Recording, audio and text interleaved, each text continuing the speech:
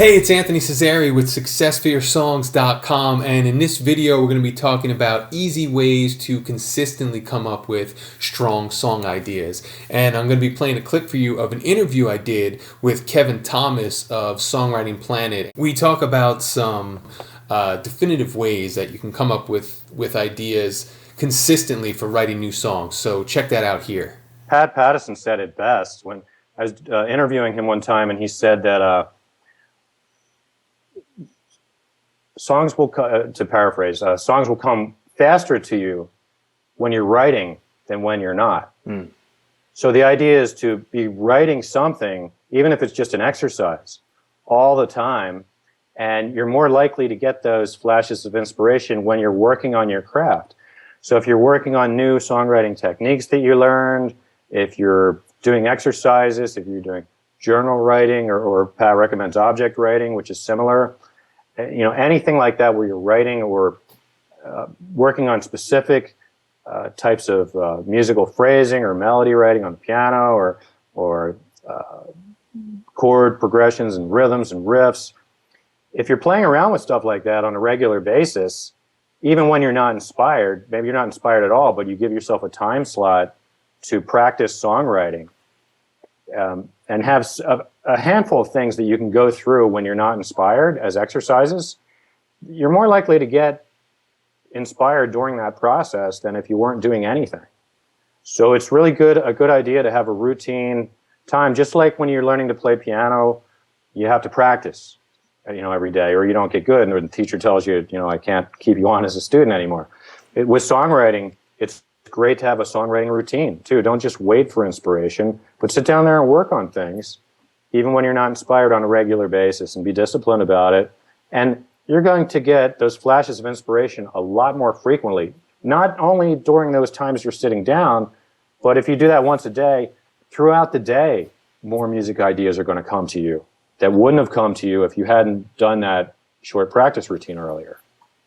Yeah, and it's true that even when I'm just sitting down with my guitar, even if I'm not planning on writing anything or that kind of thing, I'm just so much more likely to come up with a riff that I think works as a chord progression, or come up with a melodic idea on the fretboard.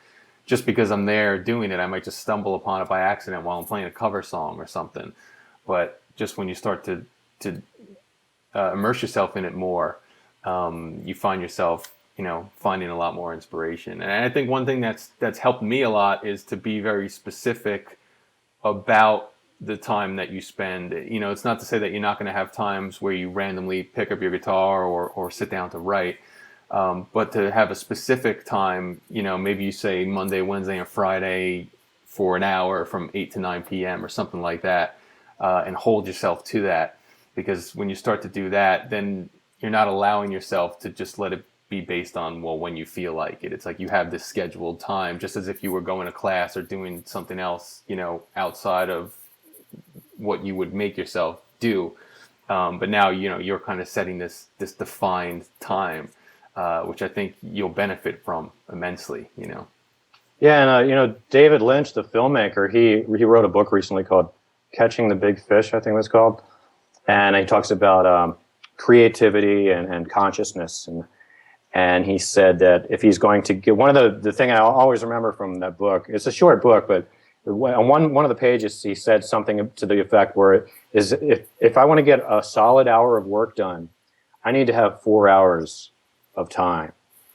So what he meant by that was, I've experienced this where you sit down for an hour and you really nothing creative really comes right away. It takes a little time to really settle down into the mindset of a writer and eliminate distractions. Just let your mind start to wander with the work that you're doing and then usually when I do this, I'll get, after a short period of time, or maybe a long period of time, I'll get some inspiration that'll just come to me, and then it'll go, and then I'll spend the rest of the time trying to organize it.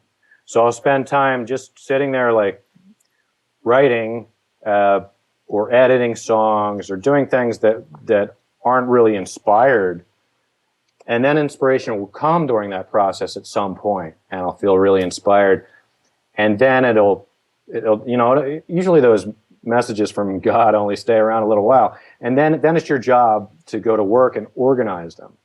But I think the organization of those ideas of inspiration is really left out by a lot of songwriters. They get inspired, and then they don't know anything about the craft of songwriting to organize it better and make it, reorganize it, the lyrics, the melody, the song structure, the chord progressions, play around with different ideas that can take it to the next level. Because that's really the next step. What you first get from inspiration is really a rough draft.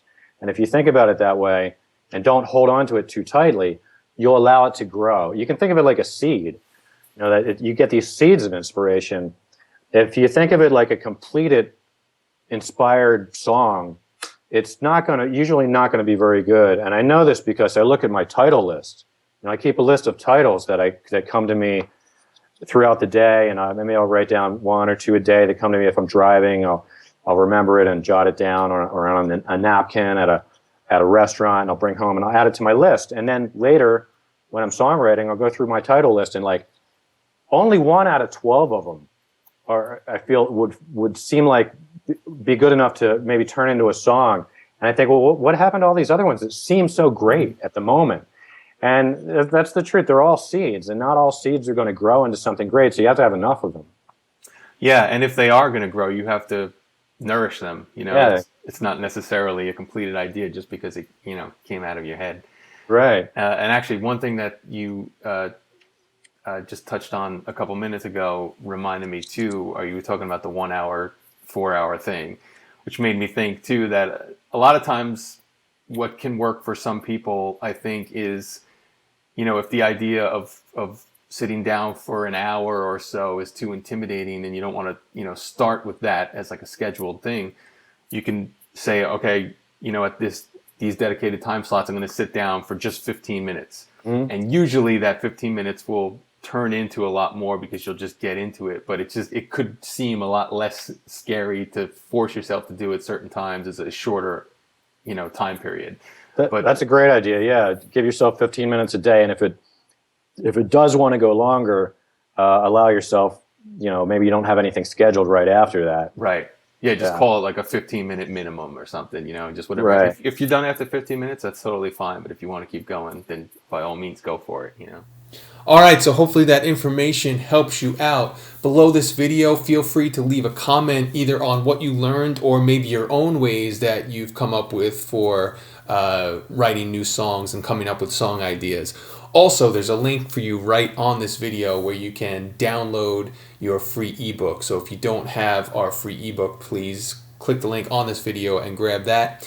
And finally, I've got a link for you below this video where you can check out Kevin's course, which is called the Creative Songwriting Online Video Course. So lots of goodies for you here. Thank you again for checking out this video, and I will talk to you soon. Take care.